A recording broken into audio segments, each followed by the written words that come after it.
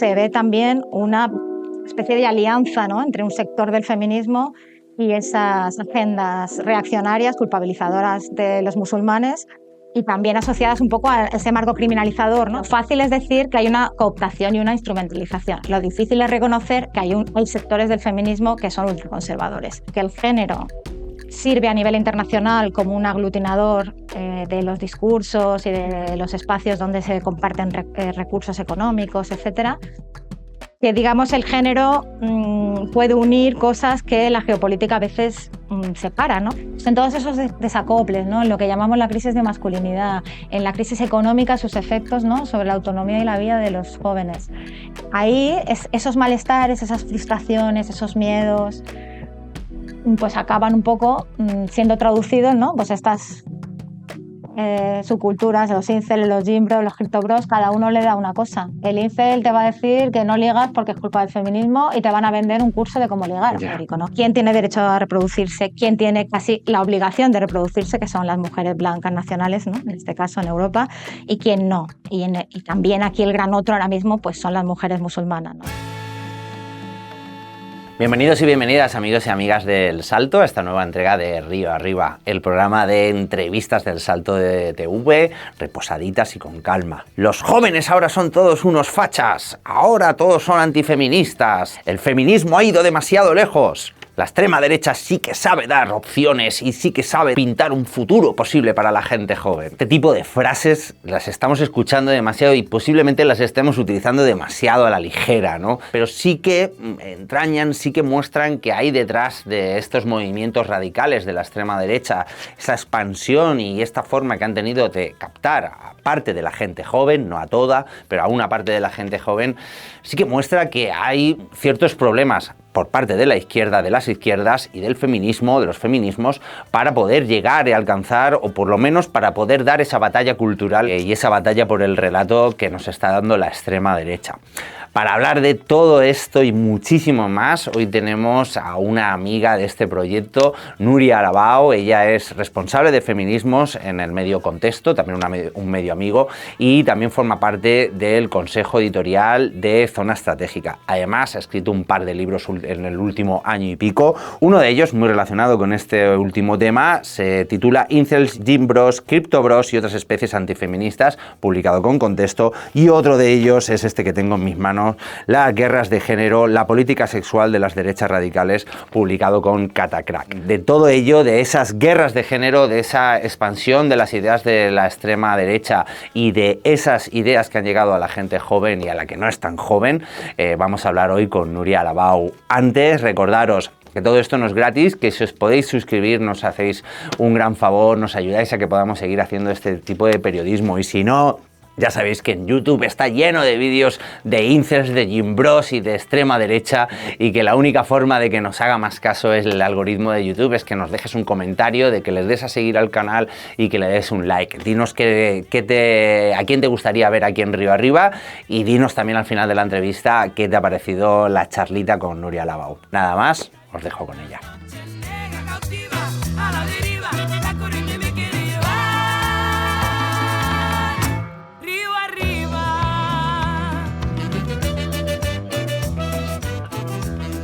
Nuria, bienvenida al Salto. Muchas gracias por aceptar esta entrevista en Río Arriba.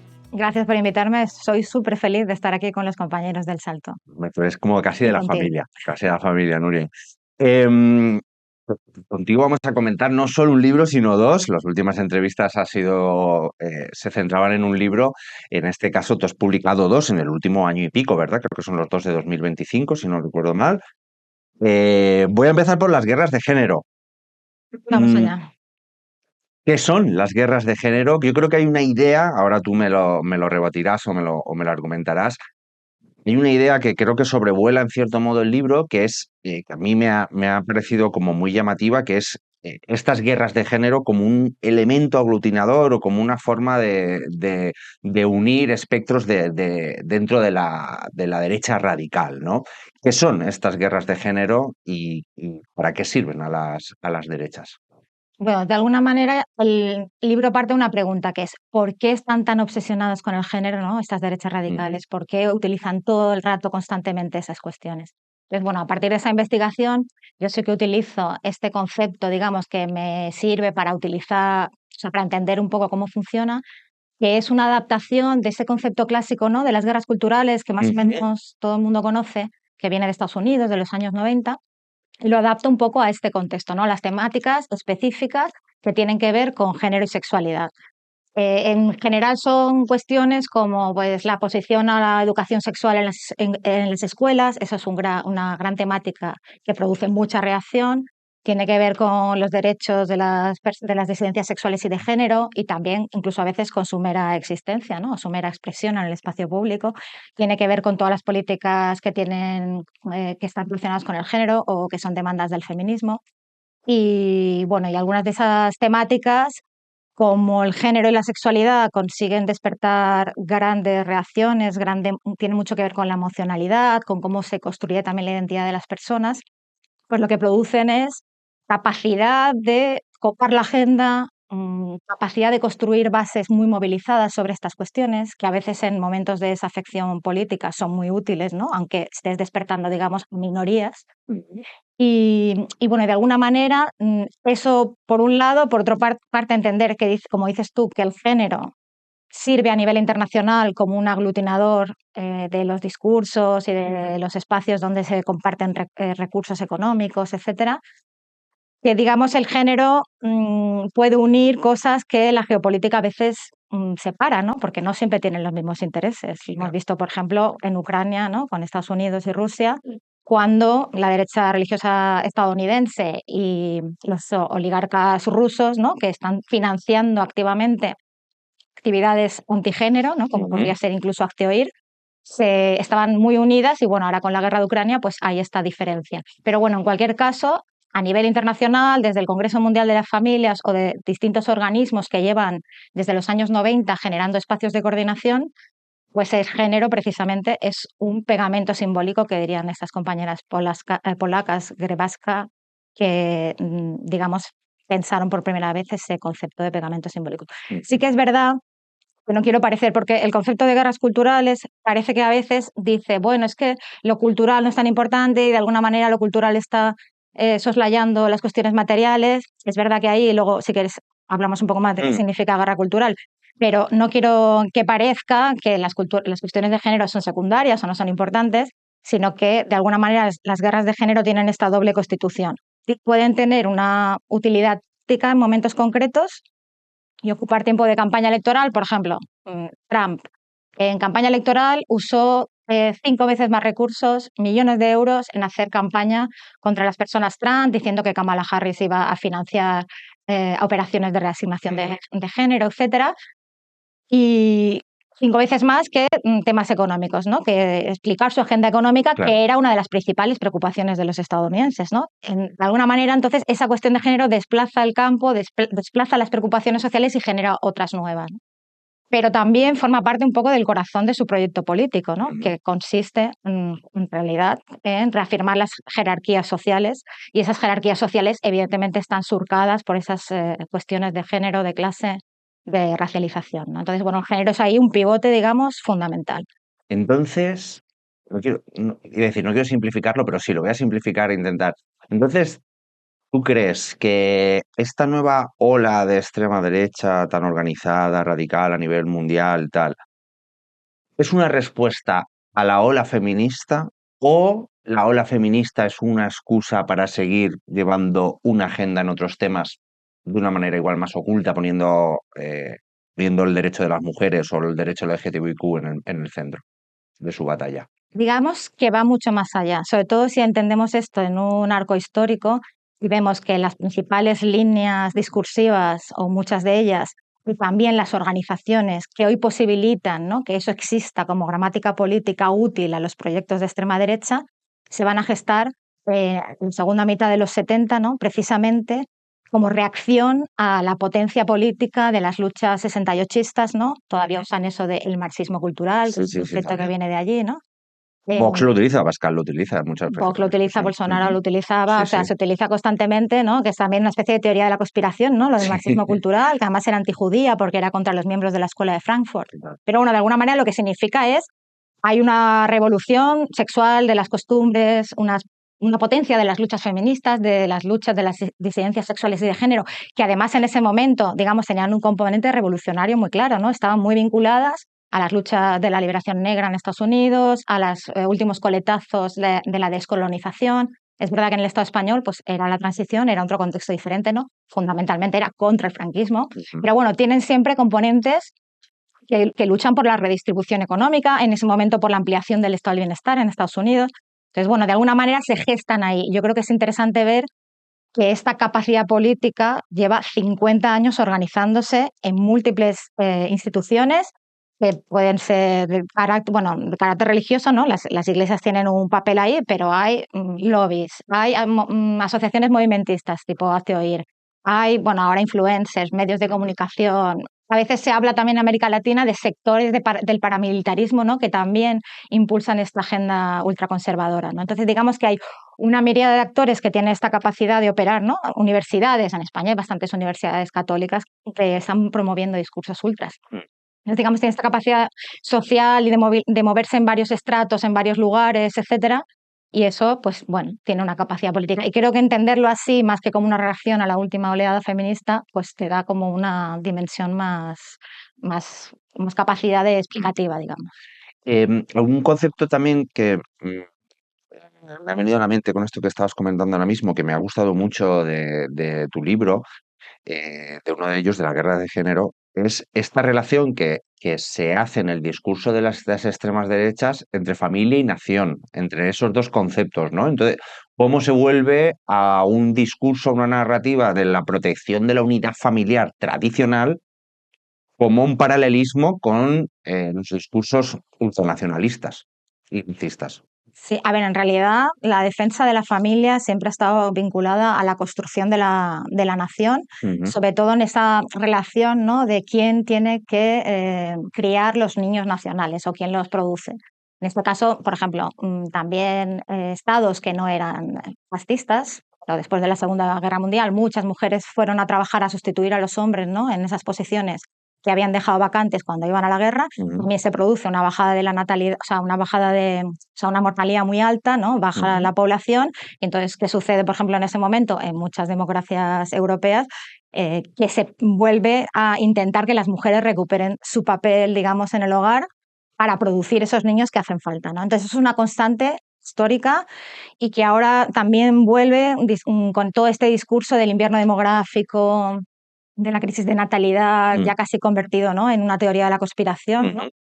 Y eso, bueno, evidencia un poco como ese vínculo histórico, ¿no? ¿Quién tiene derecho a reproducirse? ¿Quién tiene casi la obligación de reproducirse? Que son las mujeres blancas nacionales, ¿no? En este caso en Europa, y quién no. Y también aquí el gran otro ahora mismo, pues son las mujeres musulmanas, ¿no? En esa construcción de subordinación que se hace, por ejemplo, utilizando esta cuestión del velo, etcétera, ¿no?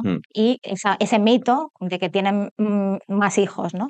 Es verdad que tienen más hijos, pero eso a medida que pasan tiempo en países occidentales, del norte, por decirlo. Claro, la natalidad se va ajustando, pero bueno, en cualquier caso, eso está destinado a decir que vamos a ser sustituidos, ¿no?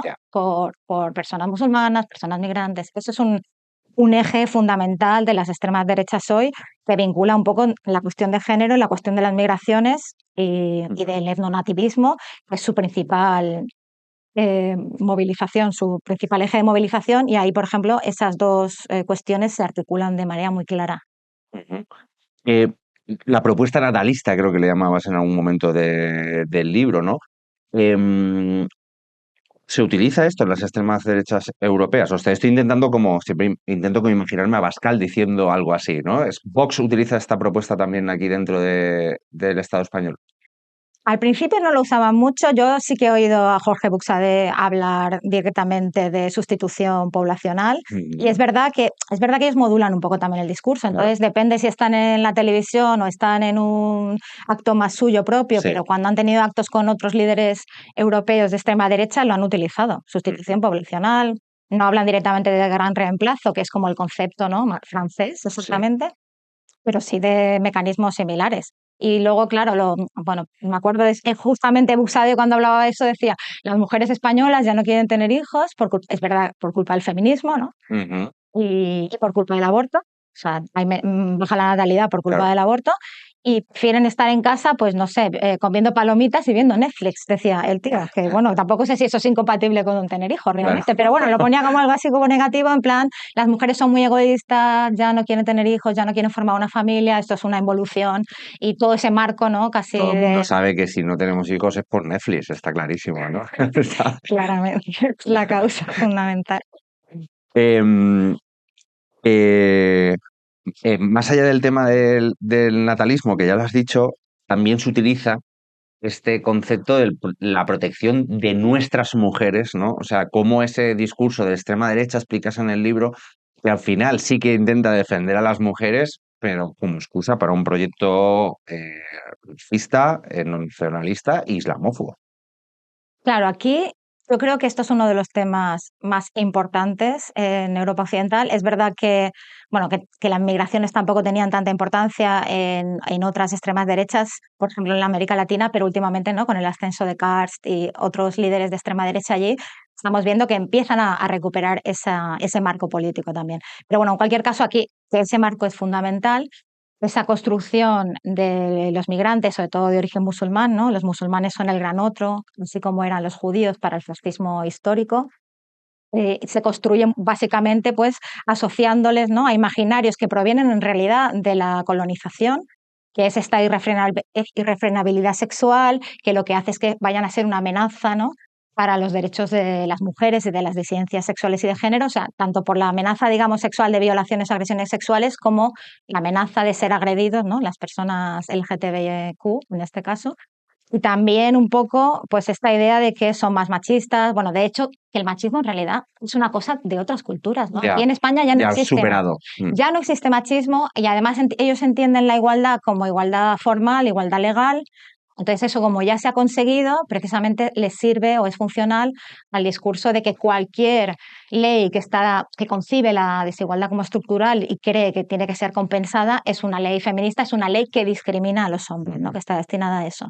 Entonces, bueno, yo creo que es un reto para los feminismos, un reto fundamental, sobre todo esta cuestión de asociarlos a las agresiones sexuales, porque en el pasado ciclo el feminismo como ha construido esa cuestión de la violencia machista y la violencia sexual sobre todo como una preocupación pública, y ahora esa preocupación pública tiene esta deriva reaccionaria que podemos decir que es instrumental, pero luego, por ejemplo, en otros países europeos se ve también una especie de alianza, ¿no? Entre un sector del feminismo y esas agendas reaccionarias, culpabilizadoras de los musulmanes y también asociadas un poco a ese marco criminalizador, ¿no? Todo lo que pasa en los barrios es culpa de los migrantes, hay más delincuencia, hay más agresiones sexuales, forma parte un poco de su universo, está destinado a aumentar el autoritarismo, ¿no? Y leyes, y buscar leyes punitivas. Piden aumento por ejemplo, piden la cadena perpetua para violadores, aquí Vox, Ujú. la castración química, Chega en Portugal. Y luego hay contradicciones, ¿no? Que yo creo que ahí también es otro reto feminista interesante interesante, imprescindible para actuar políticamente, que es que Meloni en Italia ha aprobado una ley de feminicidio que era la demanda de un sector del feminismo, una demanda histórica. Entonces, bueno, ahí pues esa reflexión, ¿no? De cómo a veces Vale, determinados, ¿qué demanda has dicho? un nuevo tipo penal que se llama feminicidio, Ah, que es un asesinato por motivos de género. vale. No existía eso en Italia y ahora Meloni lo ha aprobado. Sí, no existía. Bueno, de hecho aquí ese Sí, tipo penal tampoco existe, existe violencia de género, pero no un asesinato por motivos de género. Pero ya, bueno, entra dentro de la ley de violencia de ya. género. Entonces, bueno, también hay esas contradicciones, ¿no? Porque hay determinadas demandas que son útiles para estas extremas derechas y que convergen, por ejemplo, en el aumento de las penas, ¿no? En la criminalización de los migrantes. Sí.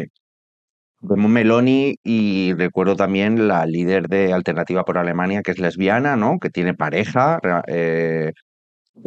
Vemos como sí que hay una captación de esos tipos de perfiles o de esas demandas, como tú bien has dicho, de feminismo, pero usadas en su propio proyecto, ¿no? Claro, eso, por ejemplo, el otro día estuve en una charla con Sophie Luis, que ha escrito un libro que se llama Feminismos enemigos. Entonces, de alguna manera ella dice, lo fácil es decir que hay una cooptación y una instrumentalización. Lo difícil es reconocer que hay sectores del feminismo que son ultraconservadores.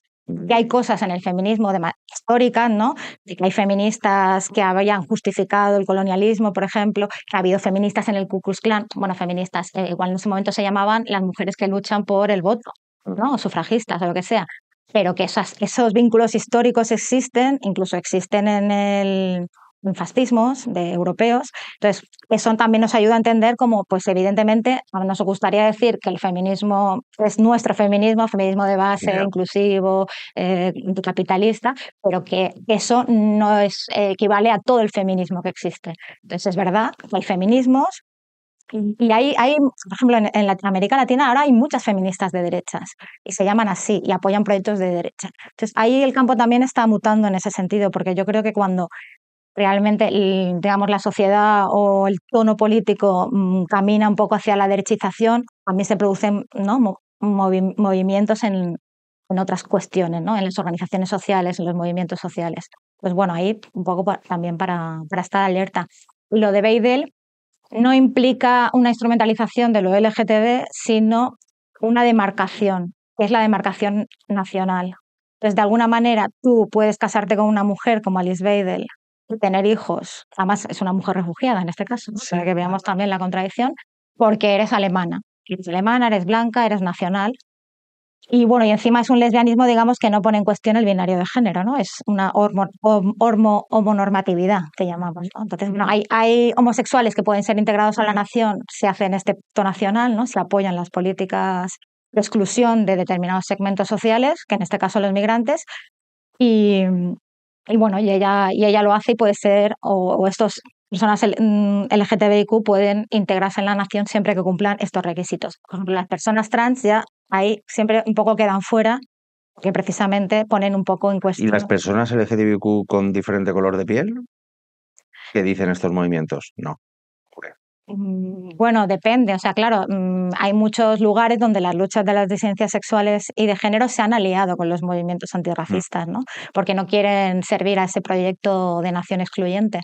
mm. Pero es un reto también. Es verdad que, por ejemplo, Marine Le Pen tiene bastante voto de la comunidad, bueno, no le llamaría comunidad en ese caso, pues bastantes votantes que se declaran LGTBIQ. Ya. Entonces, en Europa hay esta demarcación. Tú puedes hacer determinadas cosas siempre que seas nacional, pero si eres inmigrante o eres musulmán y por tanto nunca vas a ser considerado parte de la nación aunque hayas nacido aquí, pues ahí esa demarcación opera, digamos. O sea, no es solo una instrumentalización, es algo como nuclear en su proyecto de sociedad.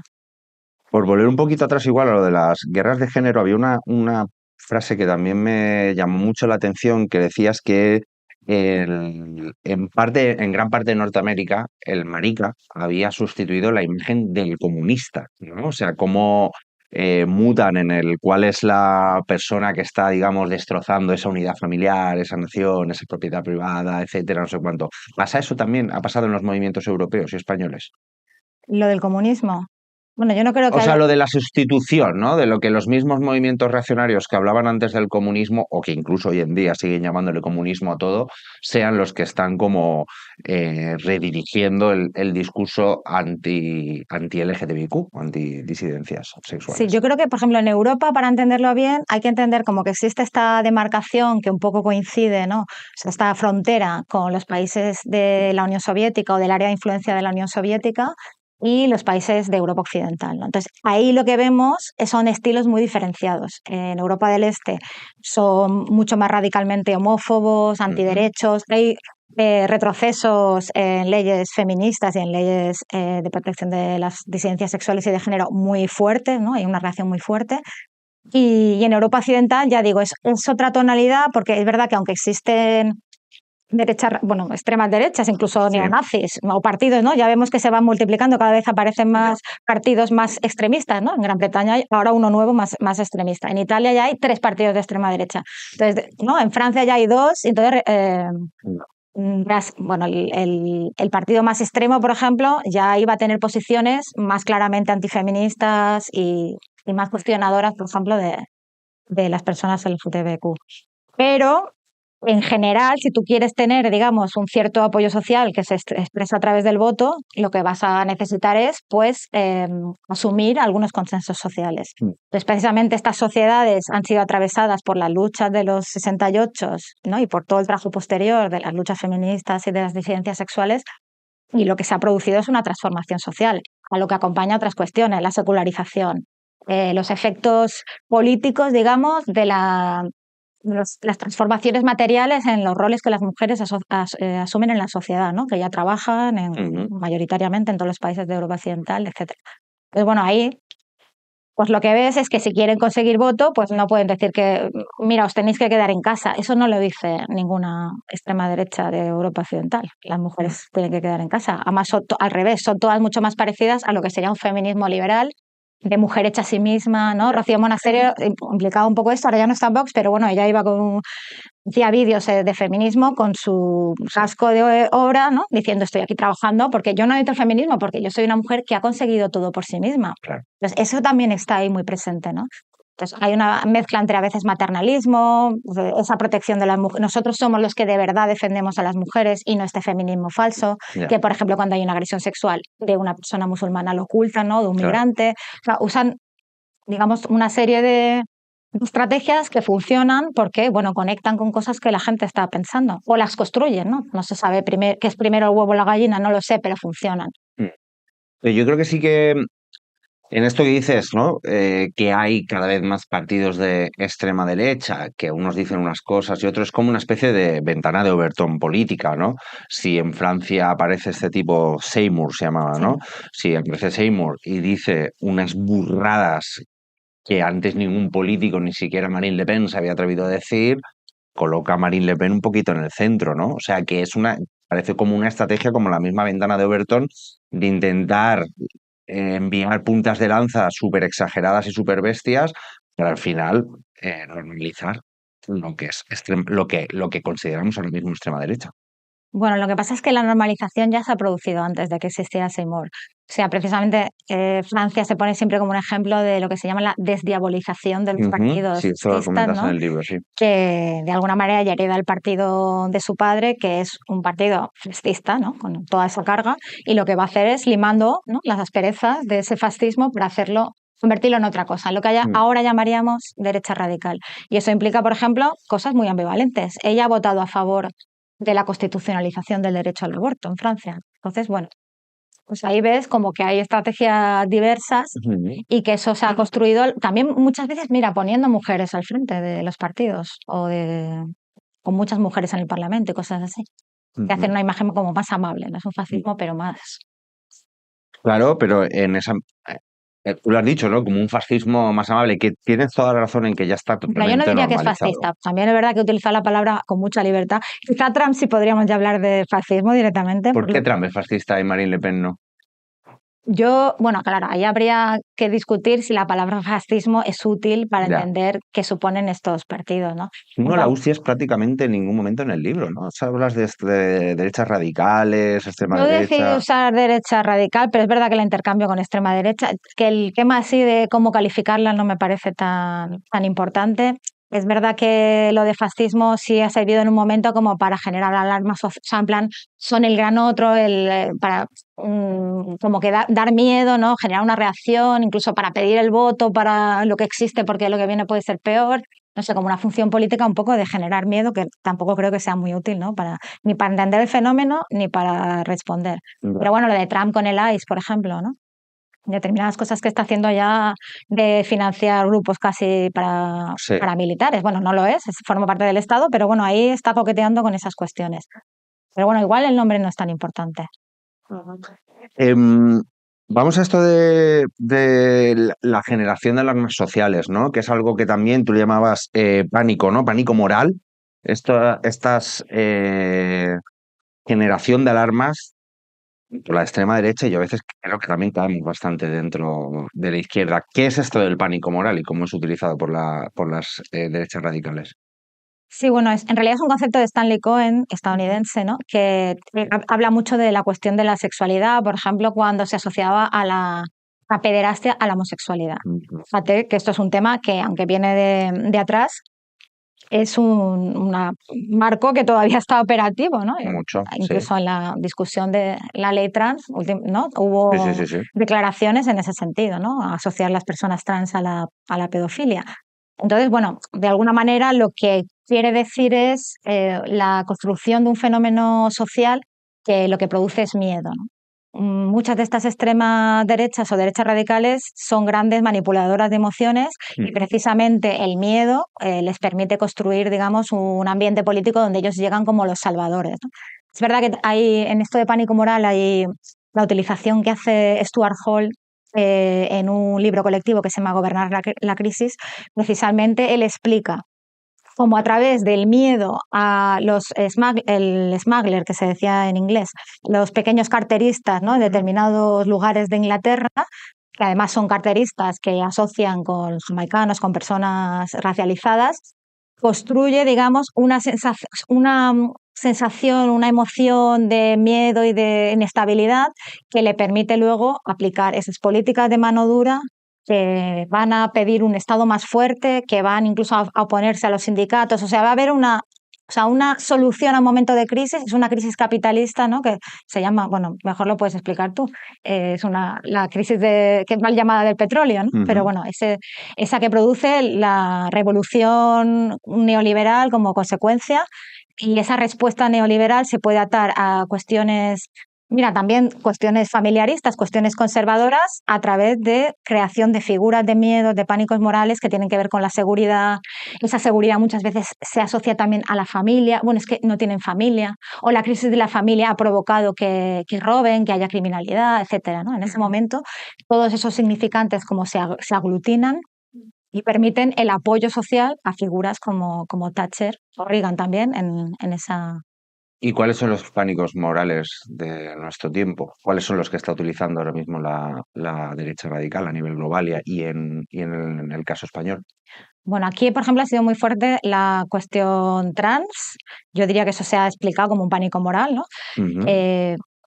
Pero el Van a problema es... entrar en el baño de las mujeres y ese tipo de cosas. Claro, aquí el problema es que lo ha construido el feminismo, o bueno, una parte del feminismo. Ese es el problema, que la principal oposición a la ley no ha venido de la extrema derecha, ha venido de un sector del feminismo, lo cual le da mucha más legitimidad en un país donde el feminismo lo tiene, ¿no? Entonces, si esa ley hubiera sido frenada, hubiera sido porque un sector del feminismo estaba haciendo una batalla muy fuerte, ¿no? Y sí se articulaba un poco como pánico moral. Van a entrar a los baños a violarnos, no hay espacios seguros ya, las casas de mujeres no son espacios seguros y pueden entrar hombres, las cárceles, de repente les importaba mucho las cárceles, cosa que creo que nunca nombran, ¿no?, lo que sucede en esos lugares. Entonces, bueno, ese ha sido un pánico fuerte. Incluso luego los argumentos que desarrollaban eran los que reproducían abogados cristianos y el propio Vox, ¿no? O sea, es que les han dado el argumentario. Por así decirlo. Pues yo creo que este ha operado de forma muy fuerte. En otros países, la educación sexual, por ejemplo, es una cosa como que vuelve loca a la gente, a los padres, ¿no?, que piensan, ¿no?, se expresa así, van a sexualizar a los niños. Esto alguna vez lo ha dicho alguno de Vox también. Sí. Pero inventándose burradas que supuestamente ponen en esos libros, ¿no? De masturbarse con 4 años y cosas así, no he dicho nada de esas, ¿no? Sí, en Hungría, por ejemplo, para oponerse a la educación sexual, decían que en los jardines de infancia de los países nórdicos hay prácticas, o sea, que la educación sexual son prácticas en la escuela, ¿no? Ese tipo de cosas es que se mezcla un poco con cómo construyen cuestiones a través de las fake news, de las teorías de la conspiración. Hay muchas teorías de conspiración que tienen o sea, que atraviesan cuestiones de género de una manera muy fuerte, ¿no? Y esos pánicos morales. Claro. Pues el Pizzagate, ¿no? Que habían niños encerrados en pizzerías por una élite de gente que los violaba y ese tipo de cosas. Es esa cuestión de asociar a las élites con la pederastia. Luego ha pasado lo de Weinstein y nos hemos quedado así como bueno. Es verdad, ¿no? Luego resulta que eran parte verdad. Claro, pero... no con ese tono. Y en el momento que hay nombres y apellidos, de repente no se habla tanto de ello, ¿no? Ya, no sé, sí ha sido fuerte. Pero bueno, hay varios temas, en algunos también un poco depende del país, pero un poco la educación, o sea, la ideología de género también ha funcionado a veces como un pánico moral, ¿no?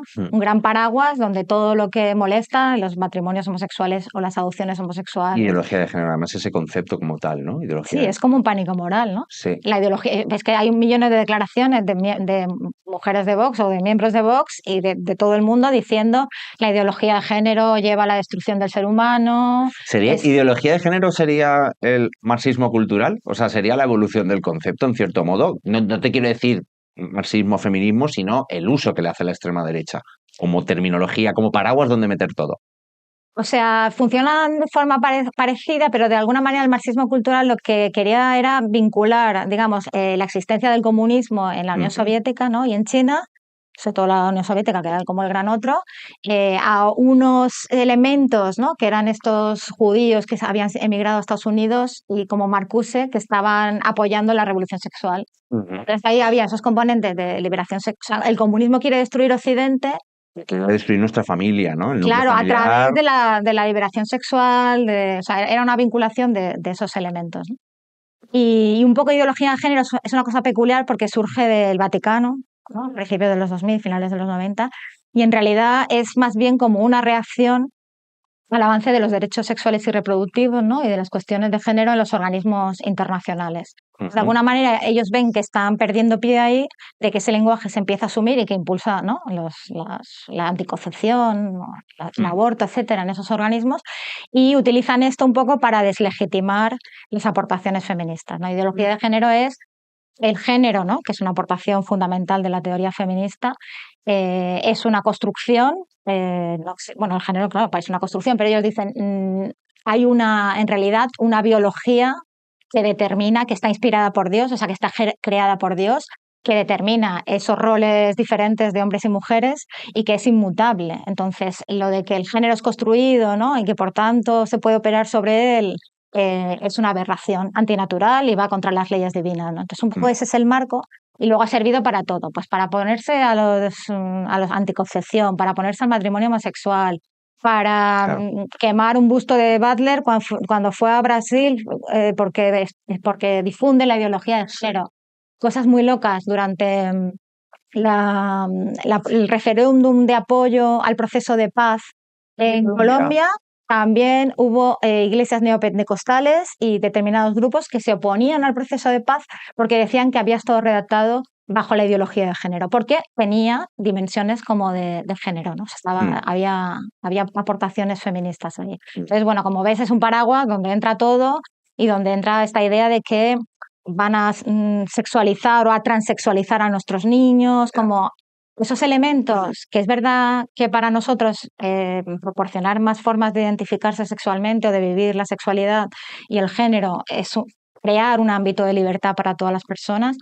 Hay algunas que lo viven, digamos, de manera como un ataque a su intimidad, a su identidad, cosas como que estructuran también su vida y su mundo, ¿no? Entonces, de alguna manera eso genera ahí un espacio para que esos pánicos morales arraigan, ¿no? Esos escándalos, esas emociones como de reacción visceral, etcétera, y lo que hacen es generar guerreros, ¿no? Guerreros que salen a la calle, se manifiestan, que van a internet e insultan, no producen.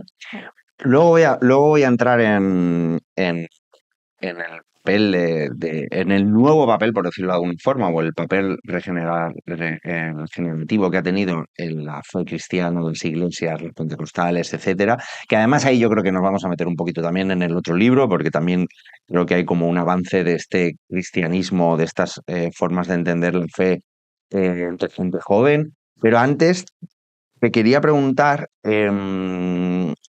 has comentado que las extremas derechas, las derechas radicales, utilizan muy bien el miedo, ¿no? Y que la comunicación. Hay una parte en el libro en el que hablas de esto de que el relato igual ya no es lo más importante o que el dato no mata el relato y que si es lo importante, las extremas derechas lo utilizan mejor que las izquierdas, ¿no? Entonces, no sé si acabo de entender si tu punto es que las izquierdas tenemos que abandonar esa obsesión por dominar el relato porque no les vamos a ganar la derecha. ¿O nos estamos equivocando en la estrategia de nuestro relato?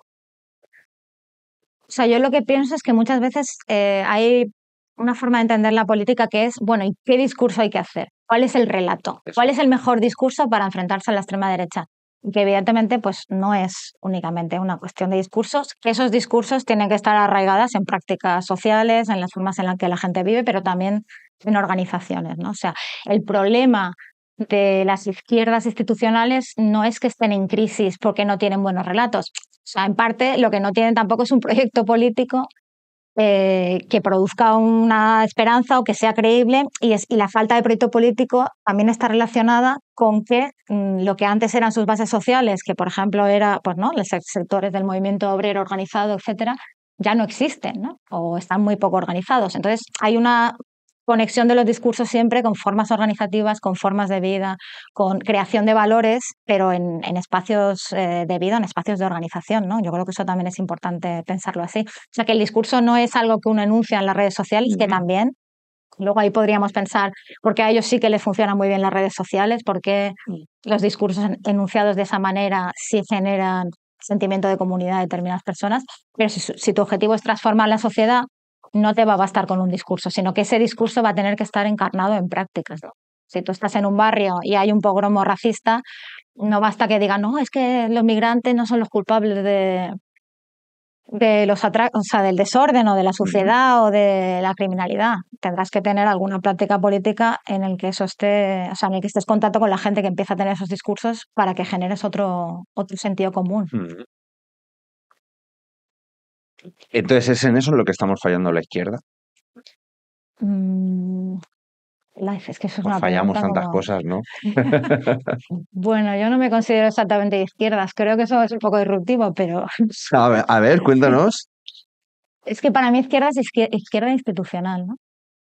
Entonces, la gente que estamos como organizadas en otros No, espacios... no te llamas izquierda antes. Ya, Si no pero eres ¿qué significa institucional, izquierda? no tener ciertos valores, ¿no? ¿Qué valores? El PSOE es izquierda. PSOE dice que es izquierda. Bueno, claro, entonces es como el feminismo, tú tienes un izquierdómetro y vas diciendo, este sí es de izquierdas, este no es de Sí. izquierdas. Hombre, con el tema de feminismo, tú has tenido claro que gente que es transfoba, neoliberal, etcétera, sí que se le puede llamar feminista, has dicho, ¿no? Claro, por eso. Pues, Entonces, o sea, no se trata de decir quién es izquierda y quién no es izquierdas. O sea, yo es que no lo tengo tan claro como tú. O sea, que tú dices que sí por eso, pero yo no lo tengo tan claro.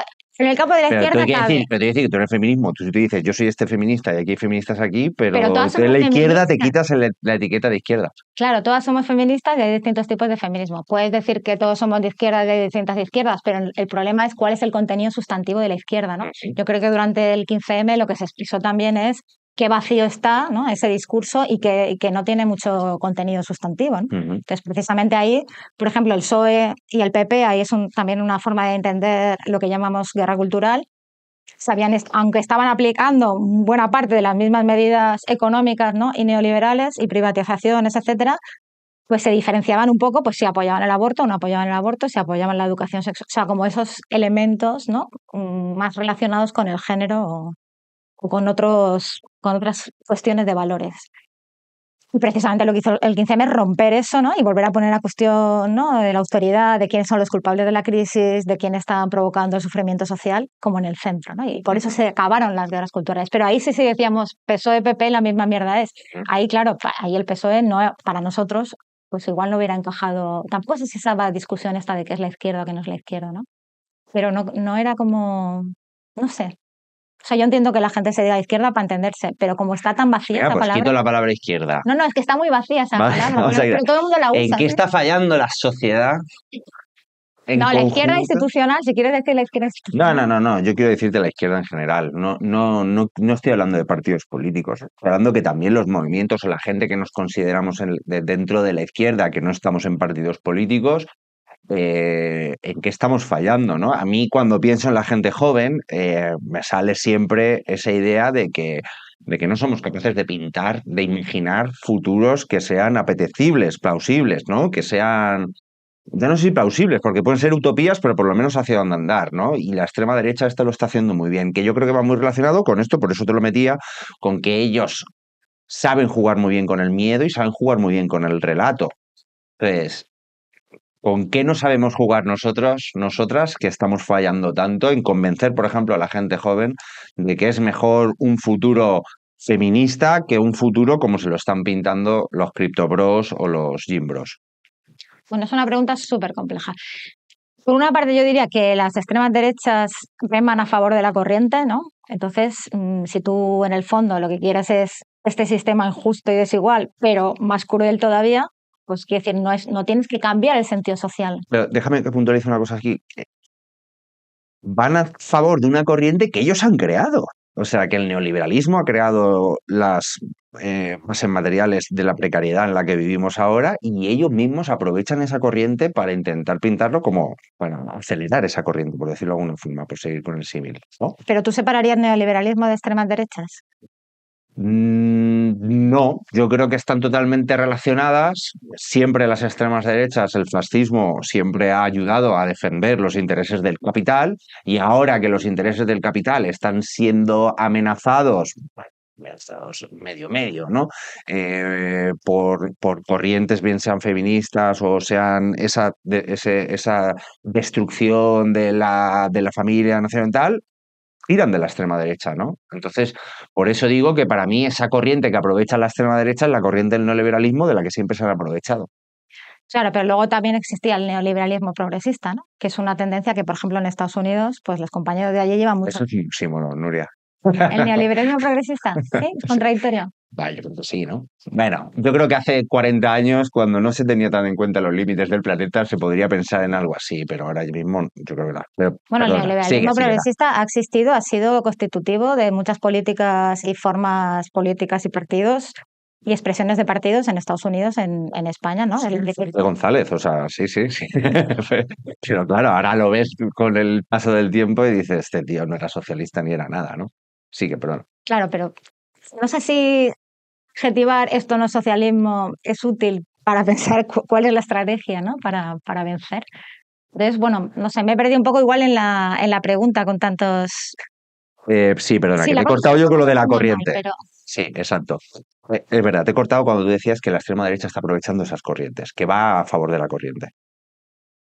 vale. Yo hay La pregunta era qué hacían ellos sí, bien y qué hacíamos nosotros. un elemento para intentar entender esto de una manera más profunda, ¿no? Bueno, llevarlo hacia otro lugar. Es que muchas veces tendemos a imaginar como las extremas derechas son algo, por ejemplo, ajeno a la democracia liberal, ¿no? Es su otro, algo que ataca o que amenaza a la democracia liberal, que amenaza derechos, ¿no? Esa es una forma de concebirla. Pero luego hay toda una tradición que viene incluso de la discusión de lo que fueron los fascismos históricos, que no solo Hannah Arendt, es una discusión muy rica en las teorizaciones de los radicales negros, ¿no? En las teorías de ese tipo, que muchos son de ámbito comunista o socialista. Y un poco lo que dice, ¿no? Por ejemplo, lo que dice Membe, Achille Membe, es en realidad no puedes concebir al fascismo como el otro de la democracia liberal, sino como su lado oscuro, digamos, ¿no? O sea, como algo constitutivo o sea, algo que está en germen dentro de las democracias liberales, ¿no? Él lo explica mucho a través del colonialismo, o sea, si es posible el fascismo o el nazismo en Europa es porque ha habido colonialismo, ¿no? Y de alguna manera también lo que se aplica, las políticas que se aplican a los judíos en Europa son políticas o formas de tratar a las poblaciones coloniales.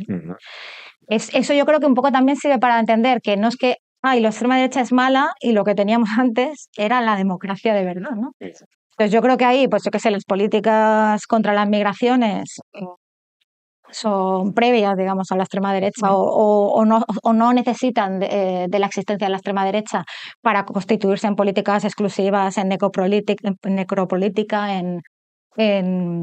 pues en cuestiones que producen mucho sufrimiento, ¿no? Que separan y segmentan a las poblaciones, que permiten explotar a unas por encima de otras.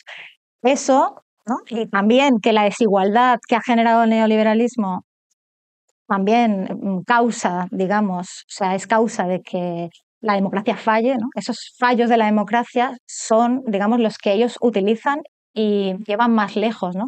Pero todo está contenido en lo que tenemos ahora, ¿no? En estas formas injustas y de desigualdad. No sé si me explico, ¿no? Para no entender como, es que esto es lo malo y cuando acabe la extrema derecha vamos a tener una sociedad, un capitalismo súper justo y poco, ¿no? Ya. Eso es como una de las. Y entonces, bueno, perdón, ¿habías terminado? No, sí. Claro, vuelvo a lo mismo, o sea, has hablado del 15M, ¿no? De cómo durante una temporada parece que pusimos los problemas materiales y supimos señalar a los culpables. Parece que en estos 15 últimos años, pues las extremas derechas han aprendido, yo creo, en cierto modo, de esos movimientos y han generado una reacción, ¿no? Que va muy, yo creo que se ve muy, de una forma muy cristalina en cómo convencen a la gente joven que por otro lado, ya yo empatizo con ellos, ser gente que ha nacido en crisis, ¿no? O sea, si tú eres un chaval joven que ha vivido Desde el 2008 eras un crío, has visto cómo a tus padres o amigos de tus padres les quitaban la casa o perdían sus empleos, etcétera, ¿no? Y hasta entonces has ido empalmando crisis. Es normal que gente que te viene y te pinta, que sabe utilizar el miedo, como tú bien has dicho antes, te sepa pintar unos futuros, aunque sean tan locos como si te levantas por la mañana a hacer burpees, te va a ir la vida mucho mejor, ¿no? O la especulación de las criptomonedas, etcétera. ¿Qué hacemos la izquierda ante eso? O sea, ¿cómo igual podemos retomar eso de señalar a los culpables generando narrativas y relatos que sean atractivos? Generando organizaciones, diría yo, donde esos chavales puedan tener algún tipo de organización o de política cara a cara. Es que yo desconfío bastante de esos discursos, porque aparte, normalmente pensamos, vale, pues lo que necesitamos es influencers de izquierdas ¿no? Las plataformas Ya, juegas con las cartas marcadas, ya, porque eso está diseñado de una determinada manera. Los algoritmos están diseñados de una determinada manera, no solo para no, o sea, no, bueno, X evidentemente para minimizar los discursos de izquierdas, pero las otras pues son elementos, digamos, que tienen que ver con el tiempo que pasas pegado a la pantalla, ¿no? Pues, ¿por qué pasas más tiempo pegado a la pantalla? Cuando aquello que estás viendo te generan más emociones disruptivas, ¿no? Más odio, más indignación, más rabia. Eso, ¿no? Produce más beneficio. Por eso la mayor parte de cosas que circulan o circulan mucho mejor los discursos que generan estas emociones negativas que están muy apegadas al proyecto político de la extrema derecha, porque ellos te dicen la solución. Es culpa de las feministas o es culpa de las élites globalistas, ¿no? Entonces, bueno, esa identificación, o de los migrantes, esa identificación de enemigos a través de unas emociones que producen, que ellos ayudan a intensificar, tú no puedes darle una solución, digamos, de corte emancipador simplemente generando emociones positivas. O sea, ahí es mucho más difícil operar ya. políticamente. O sea, yo creo que lo que pasa es que el campo entre la emergencia y la presencia que tienen las redes sociales, ¿no? Y cómo eso ha cambiado un poco nuestro ecosistema Mm, cultural, pero también mental, ¿no? sí. Y bueno, y las condiciones materiales, ¿no? De crisis ecosocial, crisis económica, etcétera, lo que hacen, y la emergencia de la extrema derecha, lo que te hacen es más difícil operar políticamente, porque tú tienes que confrontarte con el neoliberalismo y sus consecuencias, con la falsa socialdemocracia, si quieres decir, o las falsas izquierdas, y contra las extremas derechas, ¿no? Y ahí, bueno, pues tienes que producir un proyecto político que tenga esos frentes de batalla, ¿no? Mm. Pues yo creo que es bastante complicado, es más complicado ahora que antes. Es súper complicado porque además, esto que tú has dicho, que las redes sociales están dominadas por los algoritmos y discursos y CEOs de extrema derecha, eh, pero claro, eso ha cambiado bien nuestro mapa y nuestra forma de relacionarnos entre nosotros y nosotras e incluso de organizarnos, ¿no? O sea, que lo que empezó casi como una herramienta en el 15M, ¿no? Que eran las redes sociales y los grupos y etcétera, ahora ha dificultado, no voy a decir imposibilitado, porque sigue habiendo movimientos de base y sigue habiendo centros sociales ocupados donde se hacen cosas maravillosas, etcétera, ¿no? Pero también ha dificultado, ¿no? Entonces, a mí me cuesta pensar en estrategias de comunicación, de ganar relato, etcétera, que no tengan en cuenta las redes sociales, ¿no? O sea, como que dejarlas de lado me parece imposible. Entonces, era simplemente por confirmar lo que tú dices, Claro, qué no, yo complicado no es, ¿no? creo que hay que dejarlas de lado, pero digamos que no puede ser la estrategia principal. Tenemos que trascender eso y pensar cosas un poco, yo qué sé, Mandani no ha ganado por las redes sociales, ha ganado porque tiene un proyecto político creíble, porque tiene redes, ha conseguido conectar con gente que está organizada y que apoya su proyecto, o sea, es una capilaridad social. Cuando Luego digo usa las sociales no, claro, maravillosamente pero las bien. usaba para Sí, decir sí. algo que está arraigado en un proyecto que va más allá del discurso. Y cuando yo hablo de que esta gente lleva 50 años organizándose y generando una institucionalidad, eso es un poder. Claro, No es solo que tengan buenos discursos, es que sí. tienen poder económico, se organizan, etcétera. Entonces, bueno, ahí lo que decías de los chavales es que, claro, pues o sea, está difícil, o sea, es verdad que por eso que decimos, ¿no? La politización del malestar es una batalla fundamental de nuestro tiempo. Mm. La pregunta es cómo se hace eso. Pues es evidente que las soluciones que proponen la manosfera, ¿no? Las distintas subculturas de la manosfera son soluciones, digamos, que no van a mejorar sus condiciones de vida ni van a solucionar los problemas de inseguridad relacional, de miedo al futuro, etcétera, que son elementos, digamos, que hace que estos chavales se sientan atraídos por los discursos de la manosfera, ¿no? Pero lo consiguen, los atraen, ¿no? Sí, los atraen. Mm. O sea, quiero decir que si ellos lo atraen es porque nosotros no les estamos dando nada mejor, ¿no crees? No Ya, sabemos. bueno, tengo problema con el nosotros y tengo problema con que tenga que darle yo algo a la gente. O sea, yo Bueno, entiendo. si queremos transformar la sociedad necesitamos enganchar a esta gente, ¿no?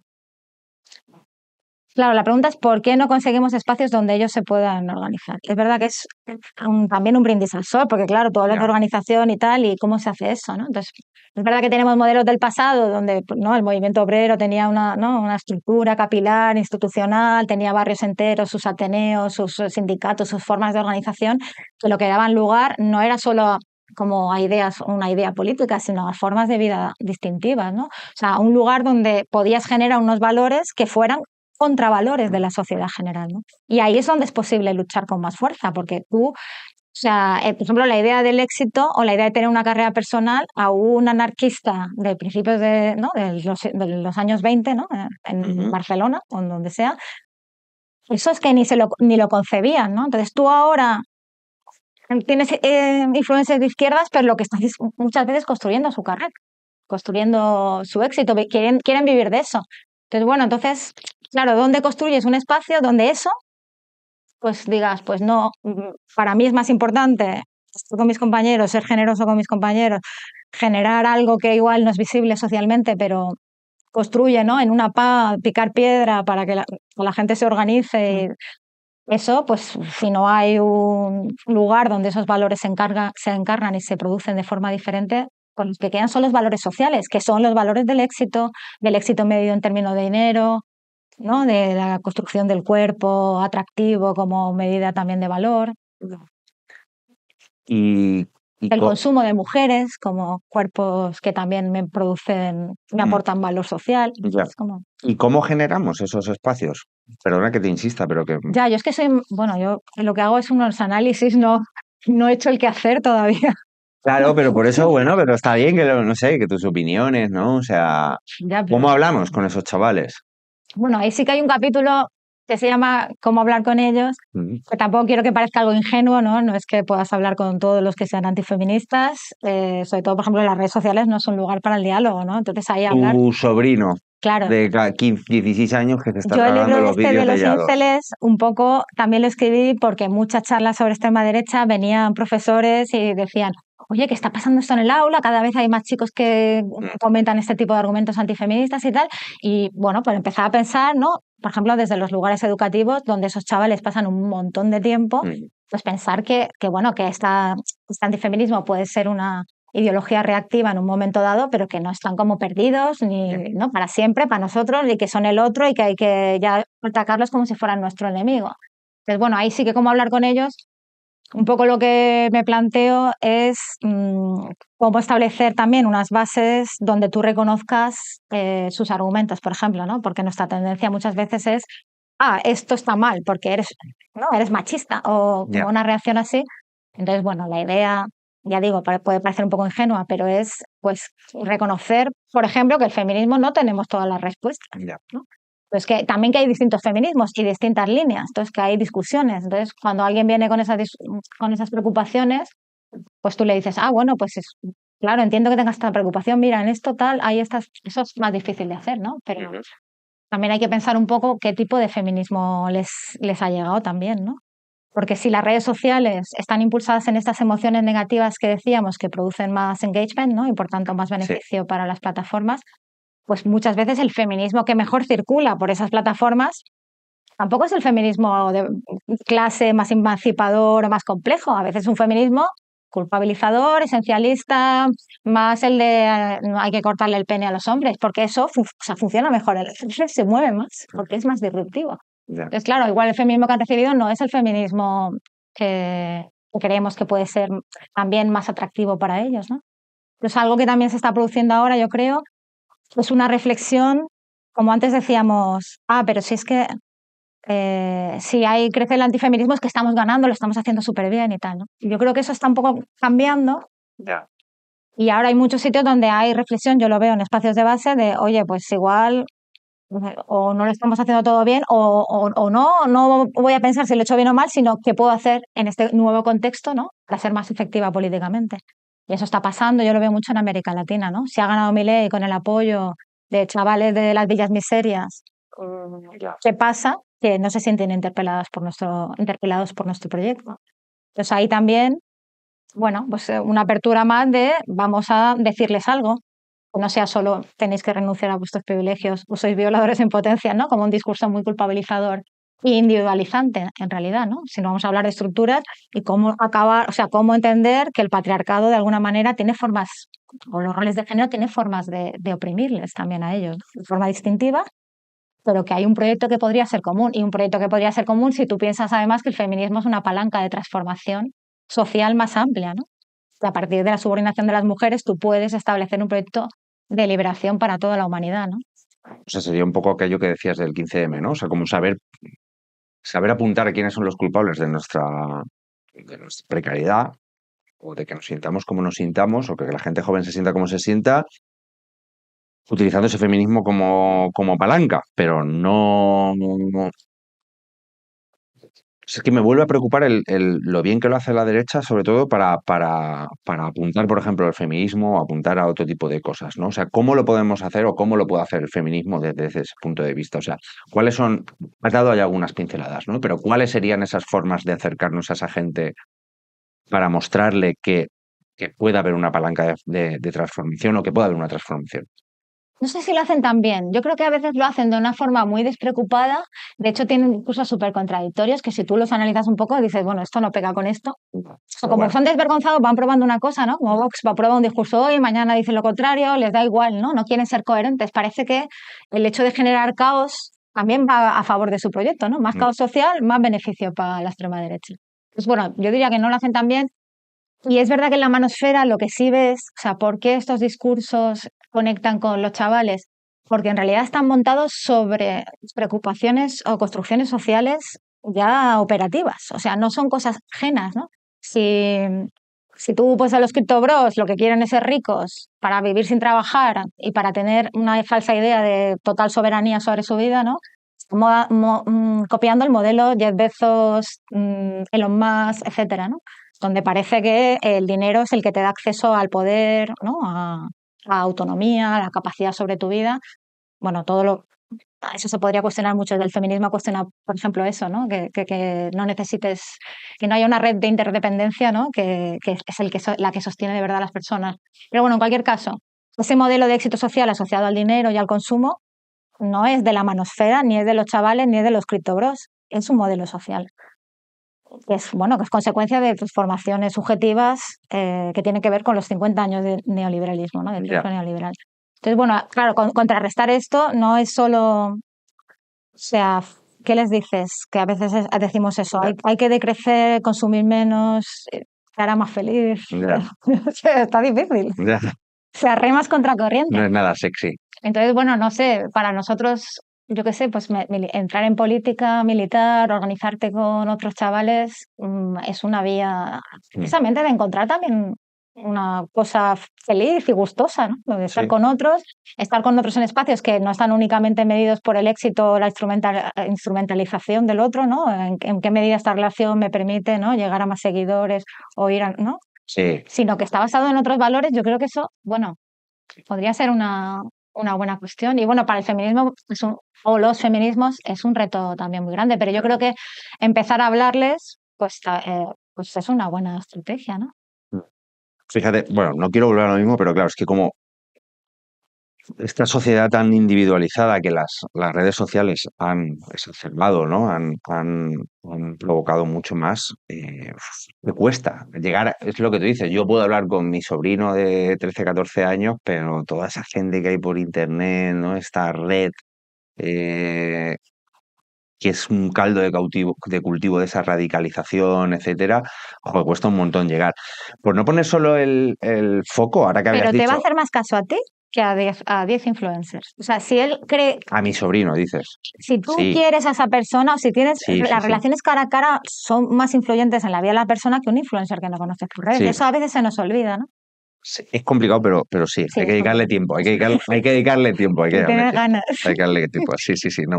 Oye, por no poner solo el foco en la gente joven, ¿no? Al final tú miras las encuestas de votos de Vox de hombres y son más los de 30 y 40 casi que los de 20, ¿no? O sea que al final también tenemos este discursito de mira a los niños que se están volviendo unos fachas, pero hostia, la gente de 30, 40 años, que también somos unas víctimas de esas épocas de crisis, ¿no? O sea,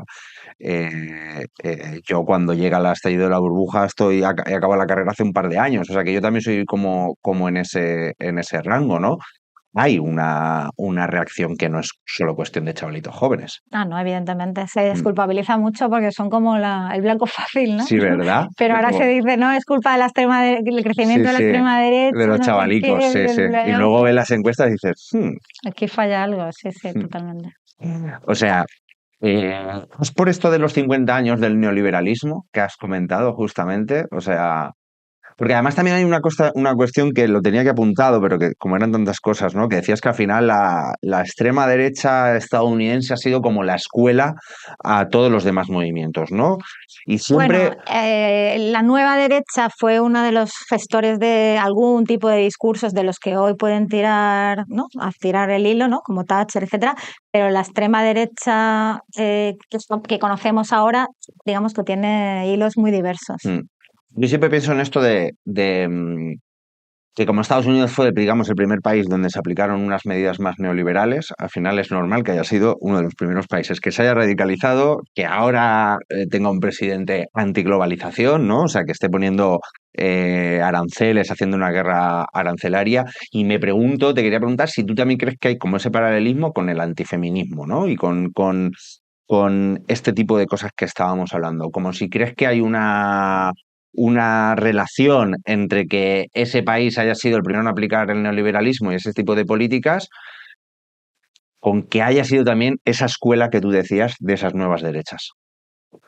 Sí, bueno, está Inglaterra también, y bueno, está Chile, ¿no? Y Chile Laboratorio, pero de sí, estadounidense, ¿no? Ujú. sí. No sé si es que Estados Unidos es una sociedad como con cosas peculiares respecto a otras europeas. Por ejemplo, allí es mucho más religioso que en los países europeos, sobre todo de Europa occidental, ¿no? Entonces tiene el peso de la religión, que también ha estado muy comprometida en política desde hace mucho tiempo, ¿no? Que también es una especificidad de allí. Entonces, como hay algunas cuestiones, es verdad que es una sociedad más desprotegida, ¿no? Ahora mismo, aunque fueron pioneros en desarrollar, o bueno, no sé, pioneros igual no, pero fueron uno de los lugares donde el estado del bienestar fue más fuerte en un momento dado, Ujú. luego también fueron de los más rápidos en liquidarlo, ¿no? Y ahora no tienen ni siquiera acceso a sanidad pública. Están en una sociedad donde la gente está bastante a la intemperie, ¿no? Que te puede pasar cualquier cosa y caes al vacío, ¿no? Entonces ahí es verdad que yo creo que eso pues puede tener relación con el crecimiento del antifeminismo, entendido también que es una solución o es una respuesta ideológica que se presenta como la solución a todos tus problemas de seguridad ontológica, por así decirlo, ¿no? Como si tienes problemas en el trabajo, si tienes... O sea, digamos que eso sí hay estudios también, por ejemplo, de lugares que han sufrido procesos de desindustrialización, Sí. como, por ejemplo, en esos lugares a veces crece el antifeminismo como respuesta, ¿no? Pero bueno, para eso tiene que haber alguien construyendo ese discurso. No es que pierdo el trabajo, es culpa de las mujeres, sino que tiene que haber alguien que Sí, no, volvemos a lo le de las dé forma corrientes que política. decíamos antes, ¿no? Claro, de seguir las corrientes del neoliberalismo y la extrema derecha que van a la par, para mí, ¿no? Sí, y sobre todo lo que se ha visto, por ejemplo, en investigaciones en Corea, es que no son los hombres más desfavorecidos o los que están en paro los que más antifeministas se vuelven, sino aquellos que tienen más percepción o únicamente una percepción de descenso social. Por ejemplo, respecto a sus padres. Entonces, si tú creías que ibas a tener un nivel de vida determinado y ahora ves que la realidad es otra, y eso se suma, por ejemplo, a los problemas más culturales, de problemas de emparejamiento, ¿no? Del mercado matrimonial, que se llama en sociología, que es horrible, pero bueno, pues sí que hay una tendencia a culpabilizar a las mujeres, ¿no? Entonces, bueno, eso, claro, en un país como el nuestro, del lema de nunca vas a vivir como tus padres, ¿no? Ya. También puede ser una de las causas por las cuales vehicular eso hacia esos malestares, traducirlos en antifeminismo, está siendo tan fácil, ¿no? Porque, por ejemplo, muchas de las valores reaccionarios respecto a las mujeres o lo que sea, o más expresiones conservadoras. Evidentemente los jóvenes no son eso. Es que a veces parece que lo decimos y parece que los jóvenes se están convirtiendo en eso y son mucho más igualitarios que generaciones anteriores, ¿no? Y muchos más experimentados. Sí, de hecho, una cosa que comentabas que me parecía curioso, ¿no? Que es verdad que tienen unas posiciones como más liberales con el sexo, Hombre, evidentemente, con la identidad sexual, con la experimentación. pero a la misma vez se creen antisistemas, ¿no? Esta frase también yo siempre la cojo con un poco de pinzas, ¿no? Pero se creen más antisistemas por el hecho de ser antifeministas. Son más igualitarios, son más diversos en su sexualidad y más antifeministas. Esta es la paradoja que hay que desentrañar de qué está pasando ahí, ¿no? Entonces, claro, hay muchos factores que podríamos analizar. Pues factores que tienen que ver con qué entienden por feminismo. Eso también lo hemos discutido antes. Sí. También cómo se construye desde la derecha o institucional o la extrema derecha qué es el feminismo, ¿no? Ese tipo de ataques. También, de hecho, cuando crece la desafección al sistema y el feminismo se ha identificado mucho con un feminismo de gobierno, ¿no? Con un ministerio, con las autoridades políticas, pues también puede producirse una reacción antifeminista, ¿no? O sea, una reacción de, bueno, el sistema es feminista, las autoridades escolares son feministas, esto es lo políticamente correcto. Eso existe, ¿no? Es verdad que es ambivalente, ¿eh? Porque en lugares donde el feminismo no es mainstream, también hay una reacción. Ya. O sea, que no es totalmente explicativo. Pero aquí en España sí que las investigaciones ven que los chavales asocian eso pues con determinados partidos, ¿no? El PSOE, Podemos, no sé qué. Entonces, pues para oponerse a eso, Ya. se dicen que son antifeministas. Y luego también es verdad que hay que entender cuál es el sentido de ese antifeminismo, ¿no? Si a veces no es más performativo que real, si luego en sus relaciones quizás no son más igualitarios de lo que parece por su discurso. También porque las chicas atravesadas por la oleada feminista no tienen las expectativas, claro, no se van a dejar, ¿no? Entonces, es como muy ambivalente desentrañar también cuál es el significado concreto de eso, ¿no? Entonces, bueno, ahí, claro, podría haber cuestiones que tienen que ver, que son culturales, digamos que la masculinidad tradicional opera de una manera ambivalente, se ha transformado mucho, pero también opera un poco como un ideal. No hay muchas formas de construirse como hombre, ¿no? De manera alternativa, pero esa masculinidad tradicional no se puede actuar, o sea, no se puede producir realmente. Primero, por una cuestión de la que decíamos, ¿no? Las expectativas femeninas van por otro lado.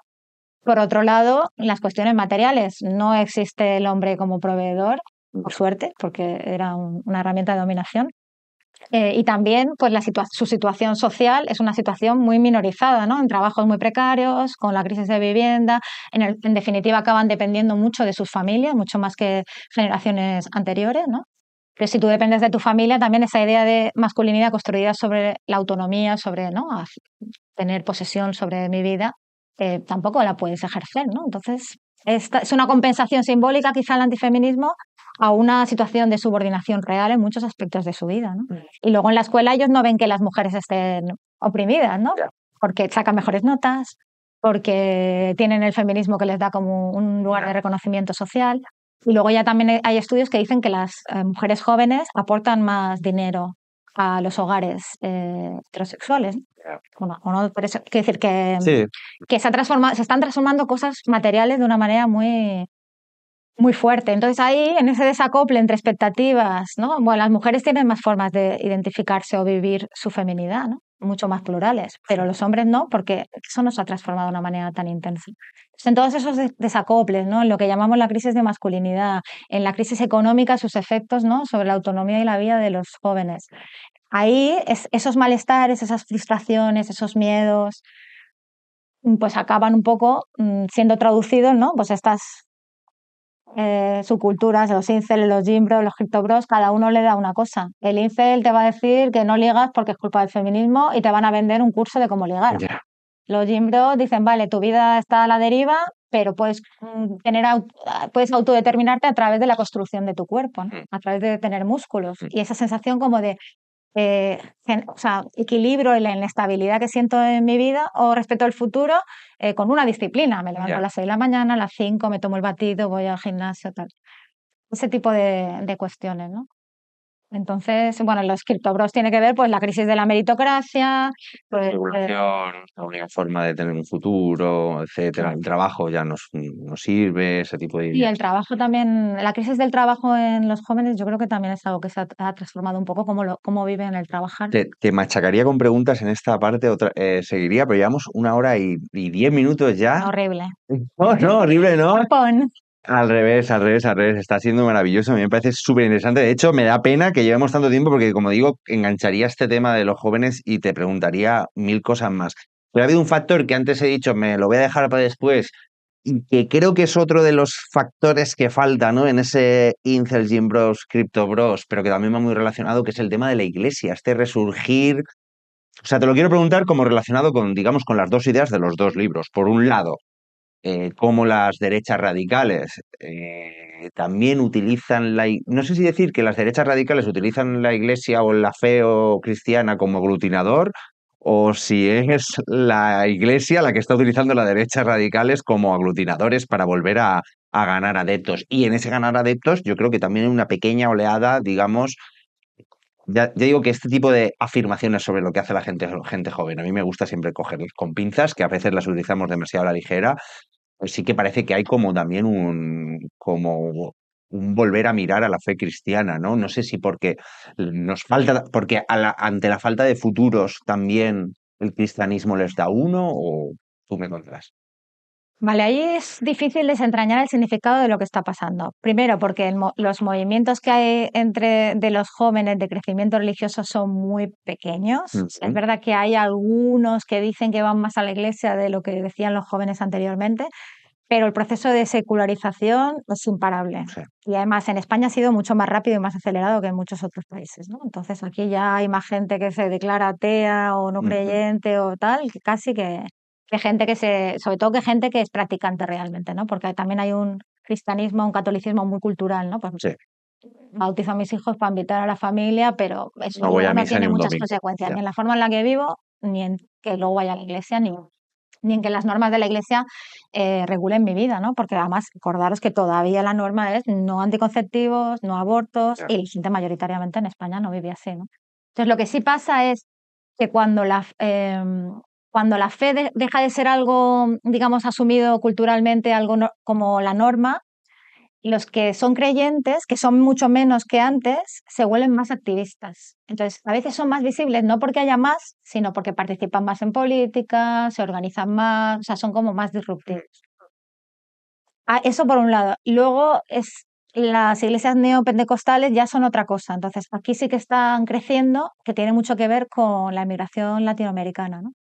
Es verdad que esas iglesias, por ejemplo, en Brasil han tenido mucho que ver con el ascenso de Bolsonaro, ¿no? Tiene un poder electoralista muy fuerte. Muy fuerte. En Estados Unidos también apoyan a Trump. Además, son iglesias que tienen visiones de género súper ultra conservadoras y pelean por hacerlas real, ¿no? Entonces, ahí sí que podría ser o sea, que puede que esté creciendo esas iglesias, pero también debido a población que llega nueva, ¿no? Entonces, bueno, ahí eso de la fe, que hay un revival y no sé qué, igual hay un revival que es casi para vender discos, ¿no? O lo que sea, pero no sé si es, ¿no?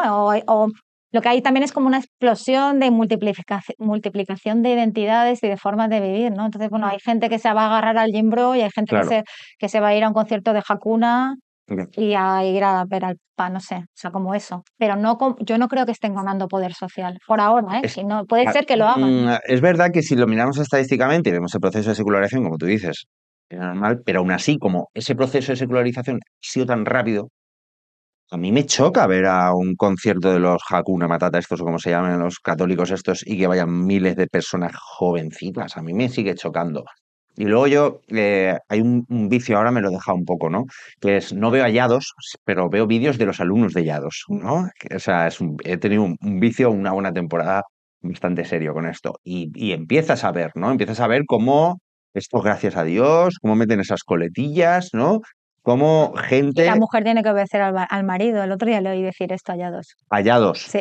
Claro, es que es como volver a esos discursos que parecían tan del pasado, porque el discurso machista le tiene que obedecer. Está claro que están deseando como volver a sacarlo, ¿no? Pero lo de esto es gracias a Dios, oír a chavalitos de 19, 20 años mazadísimos, ¿no? Con un concepto del consumismo y de la pose y del Ferrari, del Lambo y de todo este tipo de cosas. Decir, gracias a Dios, tengo un Lamborghini, gracias a Dios, o gracias a Dios voy a acabar teniendo un Lamborghini, es más bien la frase que suelen decir. A mí me choca. Vale, eso puede tener que ver con lo que tú decías es una forma de agarrarse a algo que te da un poco de sentido de estabilidad o Eso, sentido de, ¿no? ¿no? de pertenencia, etcétera, en momentos de gran inestabilidad.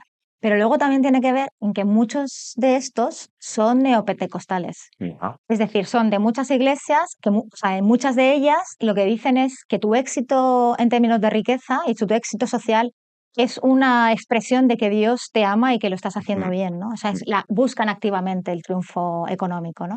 Entonces, eso o sea, no es incompatible tener una mansión con tus coches, invertir en criptomonedas y ser súper religioso, porque va muy pegado, ¿no? Es lo que se llama la teología de la prosperidad.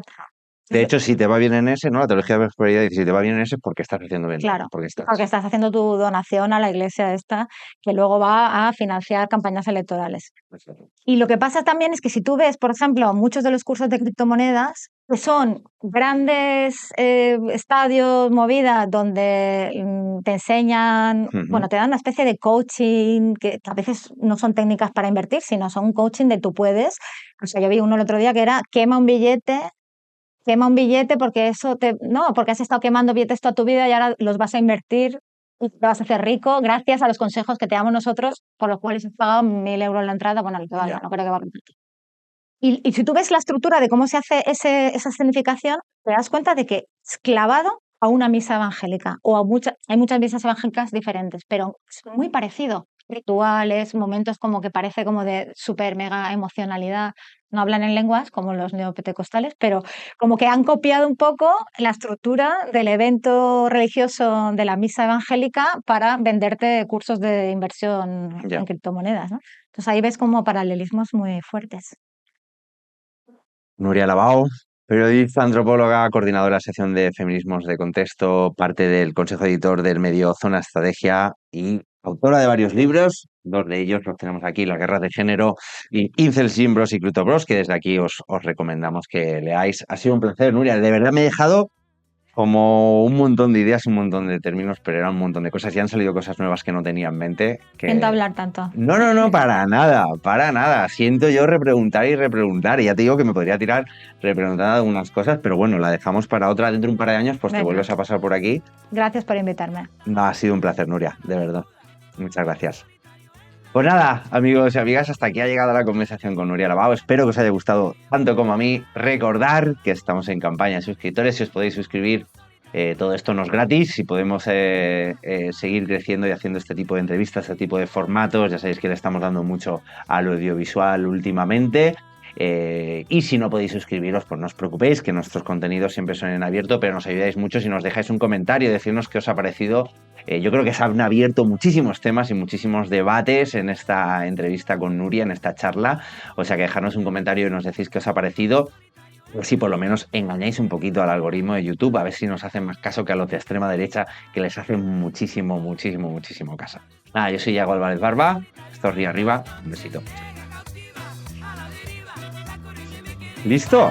Pensaba que ibas a decir, no invertáis en criptomonedas, invertir en el salto. Mira, lo tenía que haber dicho.